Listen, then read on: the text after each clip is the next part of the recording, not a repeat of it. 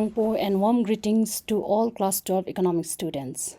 In this video, I am going to present on the topic deficit financing. Deficit financing is one of the important subject matter of public finance. So in this learning experience, I'm going to cover the concept of deficit financing, the methods of deficit financing, and the reasons for deficit financing in the Bhutanese context. Concept of deficit financing. From the studying of first two subject variables of public finance, we are aware that public expenditure incurred by the government is more than the public revenue generated by the government from various sources. Therefore, a resource gap is being created.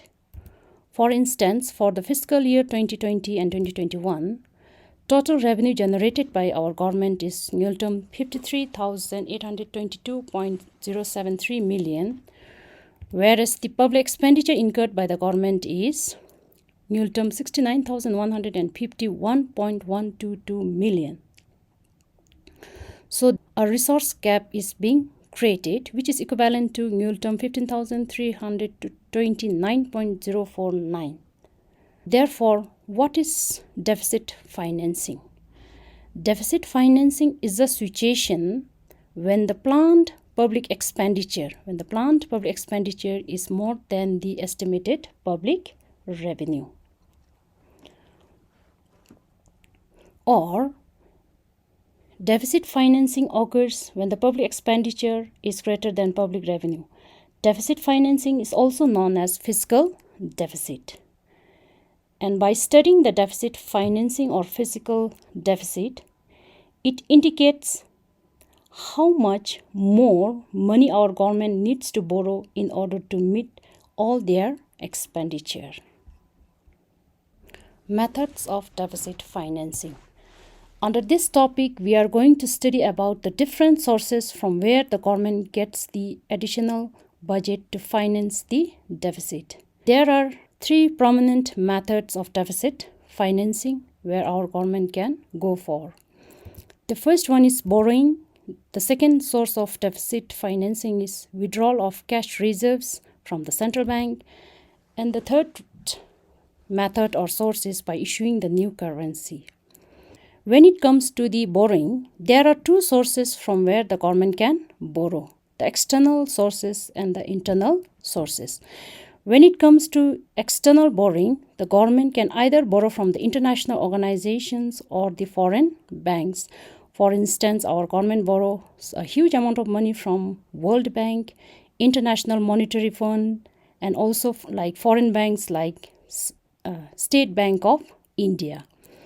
And when it comes to the internal borrowing, the government can either borrow from the central bank or from the general public.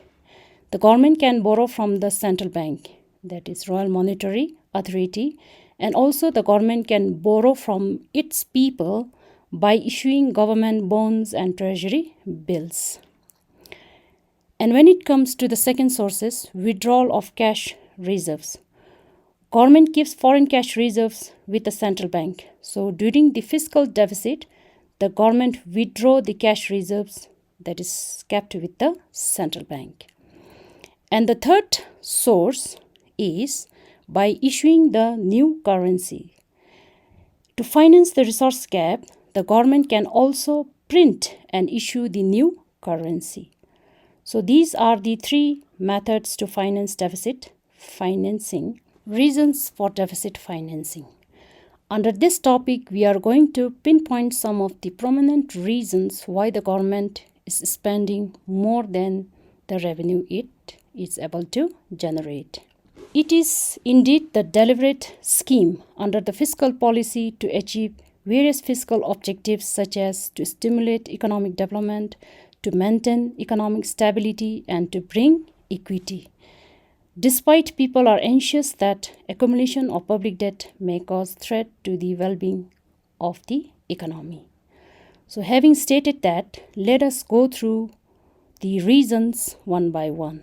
The first reasons for deficit financing is to mobilize the domestic resources. For a developing economy like Bhutan, domestic revenue are inadequate to make the optimal use of available resources.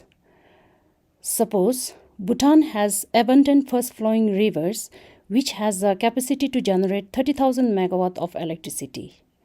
And to utilize that water resources, a government has to construct power plants. And to construct the power plants, a huge amount of budget is being required. And the domestic revenue is insufficient to construct the hydropower plants. So, therefore, government has to go for the deficit financing to utilize the domestic resources. Another reason is to undertake rapid economic development.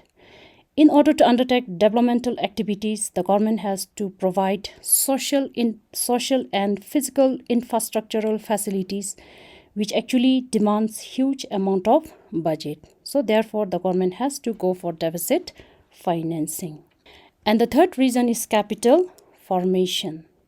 Government has to establish industries, procure technologies, which actually demands huge budget. And the third reason is increase in saving. This spiral diagram shows the long-term benefit of increase in public expenditure through deficit financing. For example, if the government increases its public expenditure through deficit financing, it will help to increase in production and investment in an economy. With the increase in production, it will lead to increase in economic activities, which will ultimately create employment opportunities. And with the increase in employment opportunities, the income of the people increases. And when the people of income increases, obviously it will lead to increase in saving and investment. With the increase in saving, it will further lead to increase in production. So this is how the deficit financing has a long-term benefit in terms of increase in saving in an economy. These slides, I just wanted you to get familiarized with the data and the trends of deficit financing of our country. I do not know how well you could be able to see it. And this graph shows the public fiscal deficit trend of our country over the years. And finally, I have got few activities. This is how the questions are being asked. So try to solve it by yourself as an extended task. So that's it. Thank you.